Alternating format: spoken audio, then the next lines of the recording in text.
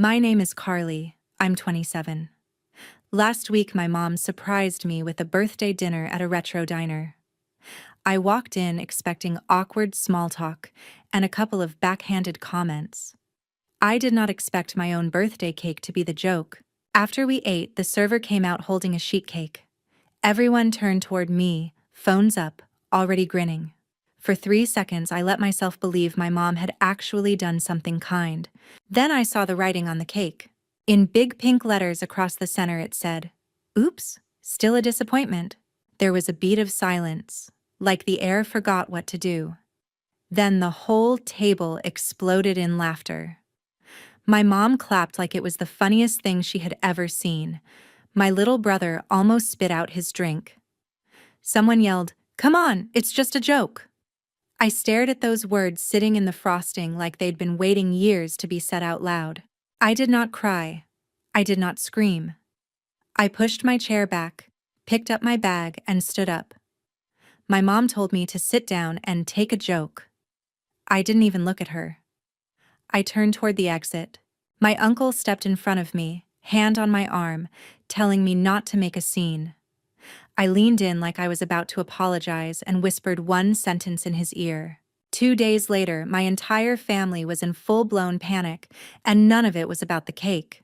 If you're into messy family drama and quiet revenge that hits where it really hurts, you can stick around, hit like, and subscribe so you don't miss how this all unfolds. The diner looked like a set from an old movie.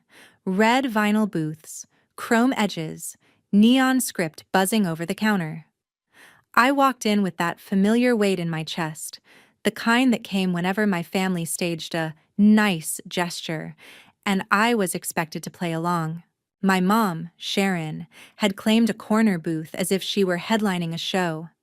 She sat with perfect posture, fingers around a sweating glass, eyes tracking me the way someone checks a receipt for mistakes.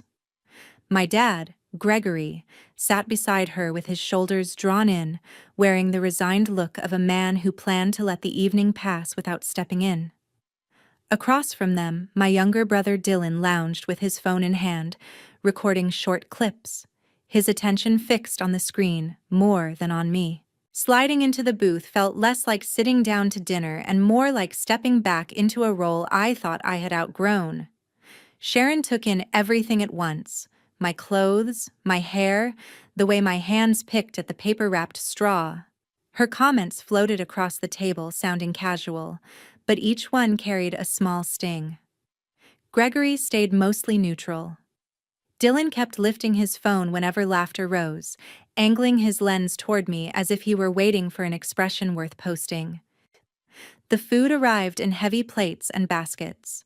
Burgers sagged, fries left grease on the table, milkshakes sweated under fluorescent lights. Conversation drifted toward my job search and the future I apparently wasn't moving toward fast enough. Sharon mentioned people my age with solid careers and neat timelines, then let the silence between examples do the work. No one used the word failure, but it hung there anyway. I watched my reflection in the chrome napkin dispenser. Tired circles under my eyes, a polite half-smile that never reached them. I didn't look like someone being celebrated. I looked like someone being evaluated. I felt that tiredness settle along my shoulders, but under it something calmer, colder, stayed in place and kept watching. Servers moved through the aisles, topping off drinks and clearing plates. Sharon seemed to grow brighter as the table emptied, as if the performance were building toward a final act. She glanced toward the counter more than once, and each glance tightened something in my chest. When most of the plates were pushed aside and the noise in the diner had fallen into a low hum, I saw the server nod toward our booth and vanish behind a swinging door. Dylan straightened, phone ready. Gregory rubbed his palms on his jeans, expectant. I sat very still, feeling the air around us change in a way the lights didn't explain. The server came back carrying a sheet cake on a plastic tray, candles flickering as she walked. Conversations at nearby tables dipped as people turned to look. The cake landed in front of me, frosting wobbling around the edges. For a moment, I let myself hope the message would be harmless, something bland and forgettable. Then I read what they had chosen to have written above my name. The reaction was instant and loud, a burst of laughter that wiped out whatever the jukebox was playing. Sharon pressed her hand to her chest in delight. Dylan lifted his phone higher to catch every second. Gregory watched me with the cautious interest of someone waiting to see if a glass will shatter. Sitting there under cheap neon with that message staring back at me from the icing, I understood I wasn't misreading them or overreacting. This wasn't a slip or a joke that went too far. It was how they wanted to define me, paid for and presented on a plastic tray. A few months before that birthday, I spent a Saturday back at my parents' house doing what they called a quick favor. My dad's back was acting up, and he needed help clearing out the small room he used as an office. In his mind, I had free time and working arms, which made me the obvious choice. I followed him down the hallway past my old bedroom and into a space that looked like it had been holding its breath for years. The office was more storage closet than workspace. Cardboard boxes were stacked against the walls, and loose papers sagged on top of a filing cabinet. My dad pointed to a cluster of boxes he wanted moved to the garage, then lowered himself into a chair with the stiff movements of someone pretending they were fine. I started dragging boxes toward the door. Most of what I saw when I opened them was exactly what I expected. Old tax returns, brittle warranty booklets, envelopes from banks with logos I barely recognized filled the folders. It felt like sifting through the paper version of background noise. All the boring proof that a family had kept existing year after year. I kept working until I reached a heavier box pressed into the corner. Inside, the folders were lined up in neat rows, each one labeled in my dad's careful handwriting. Near the back, one folder stood out. The cover was cream instead of manila, the corners rounded from being handled. My name was written across the front in blue ink, and under it, in smaller letters, was the word education. For a moment, I just held it and listened to my heartbeat pick up. Then curiosity won. The first pages were forms from an investment company. My grandfather, Donald, was listed as the person who opened the account, his slow, shaky signature at the bottom of the document exactly the way I remembered it from birthday cards. The description was simple: money set aside for my college expenses. The early account statements showed regular deposits going in on a schedule, small amounts at first, then larger ones as the pages flipped forward. The balance climbed line by line, a quiet record of someone building a safety net under the version of me they hoped would exist someday. For a second, I could almost see that imaginary future, the one where I walked onto campus without a knot of panic about how to pay for it. Halfway through the stack, the rhythm broke. Deposits stopped. Withdrawal slips appeared in their place. Large amounts left the account in uneven chunks, sometimes only weeks apart. The names on the lines changed too. My mom's on some pages, my Uncle Keith's on others, next to vague notes about family needs and temporary help that could mean anything or nothing. By the final statement, the balance was almost gone and the account was closed. The date landed just before the year I sat at our kitchen table filling out financial aid forms and being told there was nothing saved, that we were all doing the best we could, and I would have to piece the rest together myself. Sitting on the carpet with that folder open across my legs, I felt old conversations tilt out of alignment. There had been money once. It simply never reached me. My hands felt unsteady, but my thoughts were clear. I took out my phone and quietly photographed every page in the folder, one after another, until my camera roll held a full copy of a story no one had ever told me. Then I stacked the papers exactly as I had found them, slid the folder back into the box, and closed the lid before carrying it downstairs. On the drive home, my bag sat heavy on the passenger seat, my phone inside it holding proof that my family had not just mishandled my feelings. Long before a cake spelled it out, they had already spent my future. The days after my birthday settled into a deliberate quiet. I shut my phone off when I got home and let the apartment stay still. I went to my temporary job, came back to my small place, cooked simple food, and moved through each evening without the vibration of other people's reactions in my hand. It felt less like hiding and more like finally stepping outside a room where I had been on trial for years. In that silence, my thoughts slowed enough to line up. I remembered my mother brushing off my plans as unrealistic, my father staring at the table when someone took a joke too far, my brother repeating stories about how I was always behind. None of that was new. What changed was the sentence on the cake tying those moments together. Once I had seen it written out, it stopped being possible to pretend they meant anything kinder. On the second evening, I turned my phone back on. The screen filled with missed calls, voicemails, and message previews. My mother's name appeared again and again, followed by my father, my Uncle Keith, and Dylan. Long threads of texts and a few emails waited. Skimming through them was enough. My mother framed the dinner as support I had misunderstood, and leaned on the idea that she had sacrificed too much to deserve this distance. My father urged me to talk before things went too far. Keith focused on my reaction, as if leaving had been the real offense. Dylan tried to treat the whole thing as a joke we would eventually laugh about. I did not answer any of them directly.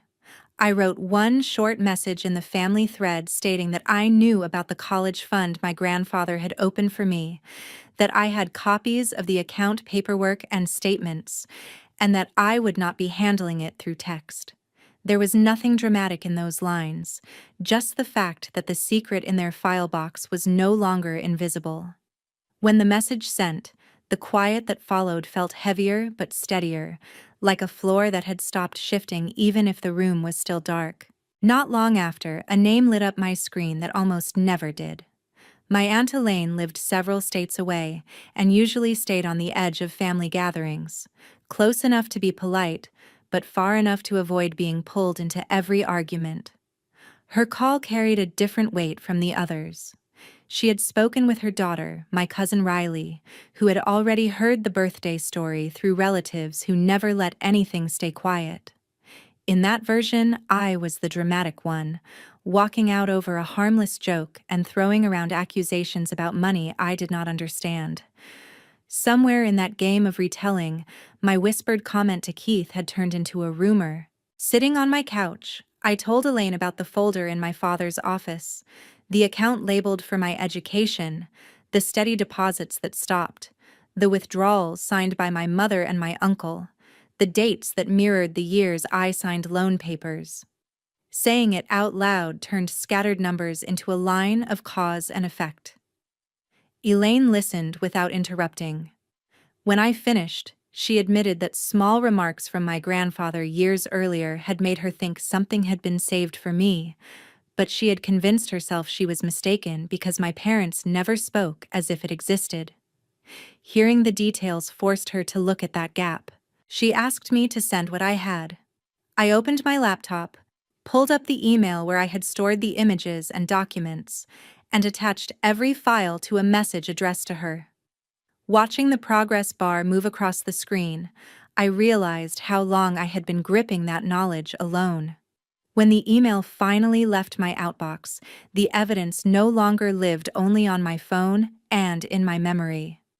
The weight of what my family had done shifted slightly away from being a secret I carried and toward something that could, at least in theory, be held up to the light. The email from Elaine with the lawyer's name felt different from everything my family had sent so far. It was short and practical, with no guilt woven into the lines. She wrote that what I had found matched things my grandfather once hinted at, and that this was bigger than a misunderstanding. She knew someone who handled situations where money meant for one person quietly ended up in someone else's account. The lawyer's office was small and neat, tucked above a coffee shop downtown. He glanced at the stack of papers I brought and asked me to explain them before he read anything. I laid out the story in order, from the labeled folder in my dad's office to the closed account, then the student loans and years of payments that followed. Saying it like that made my own life sound like a case file. He read through each page with steady attention, checking names, dates, and account numbers without comment. To him, the college fund was not a favor. It was an account with a clear purpose and a named beneficiary. The withdrawals were not mistakes, but deliberate transfers that never touched tuition or housing. In plain language, he said there were formal ways to demand that money back, along with the growth it should have earned. Hearing those words unsettled me and settled me at the same time. I had always left room for the idea that there was some emergency or confusion I had not known about. Now, an outsider was looking at the same numbers and calling them misuse without hesitation. It was both grounding and quietly devastating to realize my mother and Keith had seen my name on that account and still emptied it. When he asked whether I wanted to move forward, the answer was already sitting behind my ribs. I thought of the years of juggling rent and minimum payments, of my mother still talking about me as if I were lazy and ungrateful. Walking away would have meant choosing their comfort over my future again. I told him I wanted to take whatever steps were necessary. Those steps looked simple on paper. He requested official records from the investment company and the bank, so nothing rested solely on the copies I had found. He prepared a letter to my mother and Keith, stating that their use of the fund was under review, and that documents tied them to every withdrawal. He copied Elaine so at least one other adult in the family saw the situation in formal language instead of sentiment. As soon as those letters landed, the tone of the family group chat shifted. The usual stream of jokes and photos was pushed aside by long messages about loyalty and keeping problems inside the family.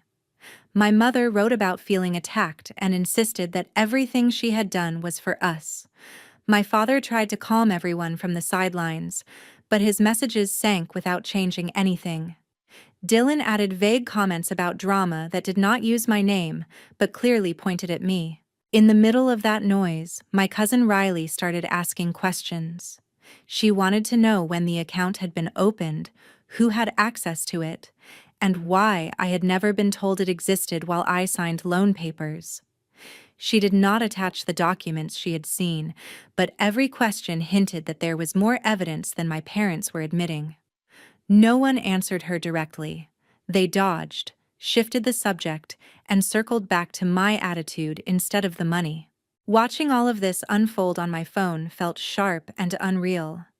For years, whenever I challenged the way my family treated me, it turned into a lecture about how sensitive I was. Now someone else in the same thread was tracing the same cracks without apologizing. While the chat kept spinning, the lawyer sent a brief update confirming that the official statements matched my copies and that we had enough to demand repayment. It did not erase my debt, but it shifted where the weight of the story sat. For once, I was not the only one holding it.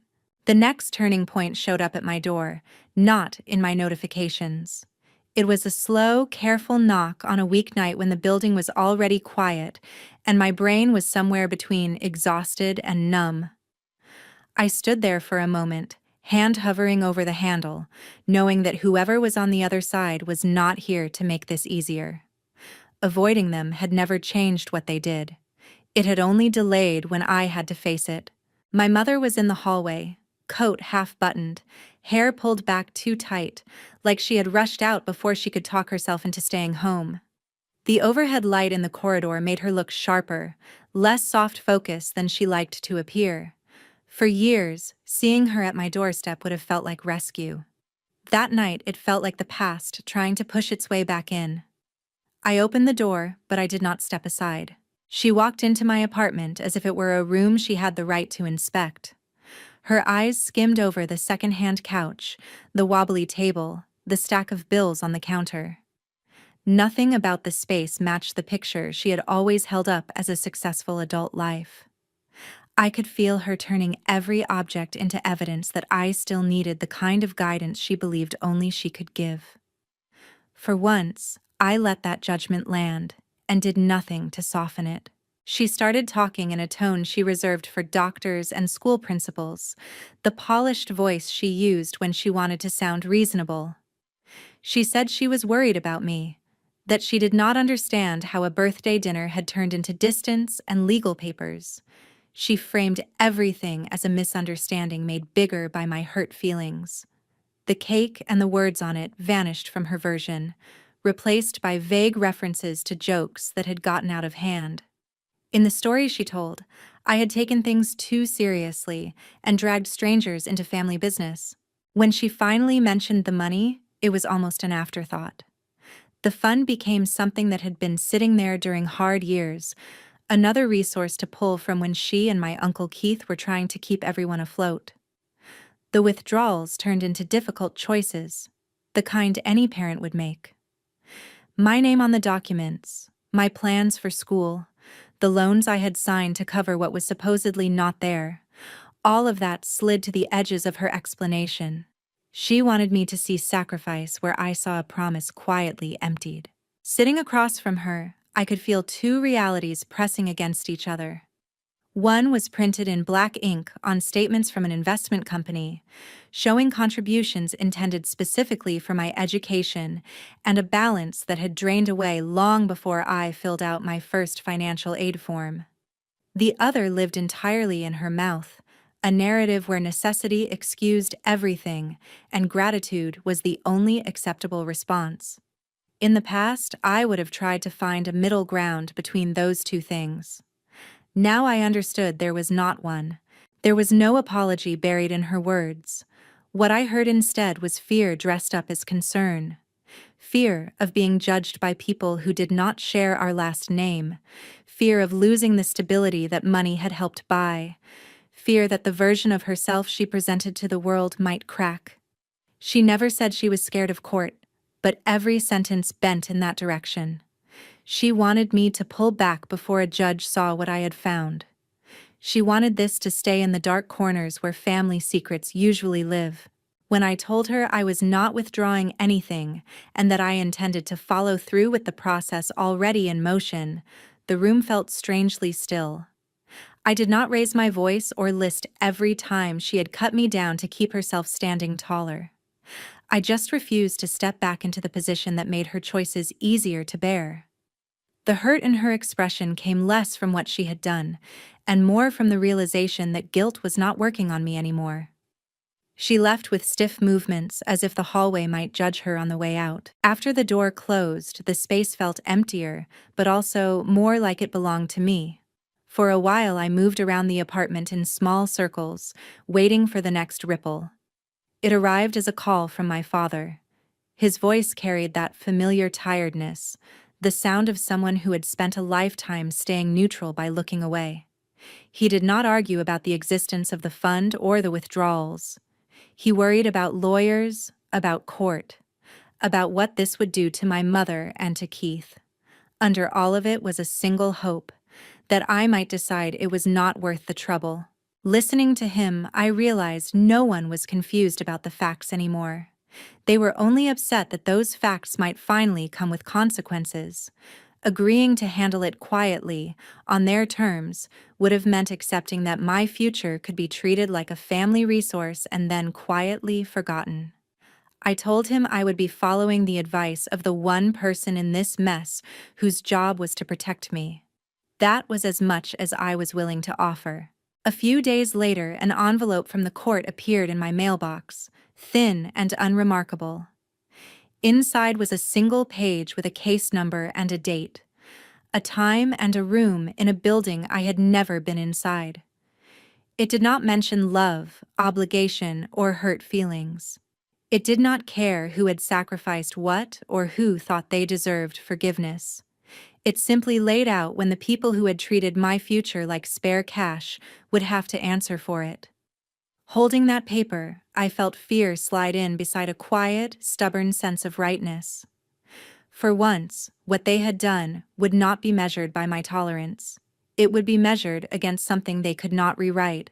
The day of the hearing arrived with gray skies and a kind of tired light that made the courthouse steps look heavier than they were. I stood outside for a moment with the case number fresh in my mind, reminding myself that I was not walking in there as a child asking for permission. I was a person bringing proof, That thought did not erase the tremor under my skin, but it kept my feet moving. Inside the courtroom, everything felt pared down to essentials: wooden benches, a raised bench for the judge, a couple of tables for the people who were there to argue over what had already happened. My lawyer sat beside me, composed and efficient, sorting through neatly clipped documents. Across the room, my mother and Keith took their places with their own counsel. My father sat at the end of their row, shoulders slightly hunched, as if trying to shrink out of the frame. Elaine found a seat behind me, quiet support in a space that did not acknowledge emotional roles. The judge did not care about the cake, the diner, or any of the words that had been thrown around in messages after. The only language that held weight there was the one printed on account forms and bank statements. One by one, my lawyer laid out the story in that dialect. He showed the paperwork my grandfather had signed establishing the fund, the designation that named me as the person the money was meant to help, the years of steady contributions, and then the sharp turn where deposits ended and withdrawals began. Each page showed the same pattern. The signatures at the bottom belonged to my mother and my uncle. The funds moved into their accounts with vague labels that never touched tuition offices or housing bills in my name. The official records from the investment company matched the copies I had taken from my father's office. There was no missing document, no hidden clause that said they could convert that money into a general family pool when it pleased them. On paper, it was straightforward. Money set aside for one purpose had been diverted elsewhere. Their side leaned hard on context. There were mentions of difficult years, unexpected expenses, pressure to keep a roof over all of our heads. They tried to paint the account as a tool they had to use, not something they had chosen to raid. The story suggested that any parent in their position would have done the same, and that love should outweigh the technicalities printed on institutional letterhead. None of that changed the numbers. The judge listened without much visible reaction, then returned again to the documents and the language written there. What mattered in that room was not how my mother felt about her sacrifices or how Keith framed his struggles. It was the clear record that funds intended for my education had been spent without my knowledge and without any attempt to replace them.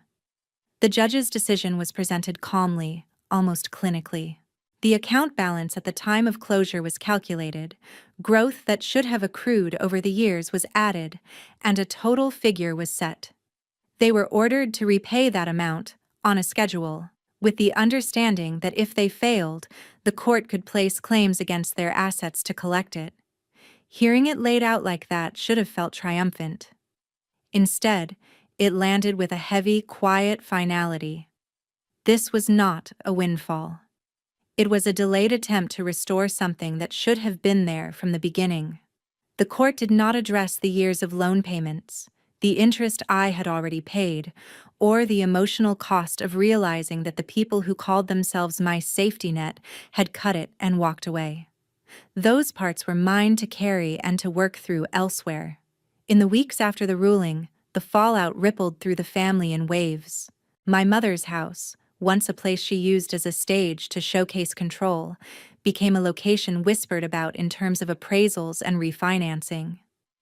Keith's name began to surface in conversations about damaged credit and forced sales, instead of easy confidence and borrowed money.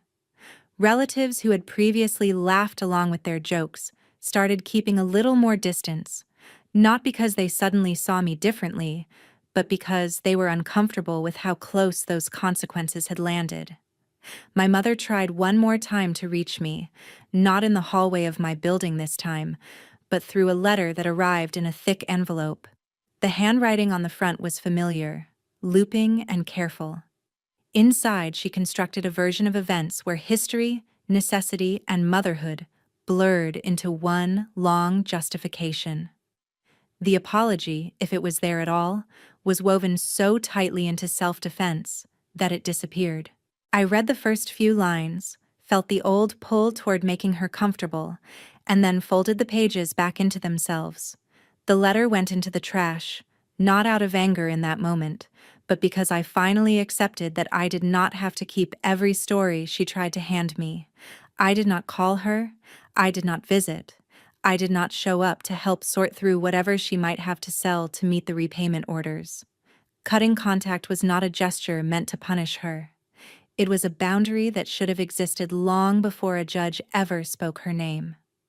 My connection to Keith disappeared just as completely. There were no dramatic confrontations, no final speeches in parking lots or hospital halls. Just a slow, deliberate decision not to step back into rooms where being related was used as an excuse to ignore harm. Life after that did not suddenly become easy. My loans did not evaporate. I still had to work, to hunt for better pay, to figure out what I wanted my future to look like now that it was not tethered to their approval. I started therapy and walked through years of patterns, not because a court told me to, but because I wanted to stop living like I was always one wrong move away from being labeled the disappointment again. Bit by bit, the idea that I was only valuable when I absorbed everyone else's choices started to loosen. If there is anything useful in this story for anyone watching, it is not that the legal system fixed everything or that standing up for yourself always ends with a clean victory. The truth is more complicated. Documents and judges can address money and orders, but they cannot make someone into the parent you needed them to be. What they can do is draw a line that says, your future is not a community fund for other people's emergencies, no matter whose last name you share. The real shift happened when I stopped waiting for my family to recognize my worth and started acting like it existed whether they saw it or not. That meant accepting that love without respect is not enough, that jokes, revealing what someone truly thinks, are not harmless, and that sometimes the only way to keep from being used up is to step away completely. I used to think protecting my family meant keeping quiet and forgiving quickly. Now I understand that the only person I was really protecting by staying silent was the one who wrote "still a disappointment" on a cake and expected me to swallow it with a smile.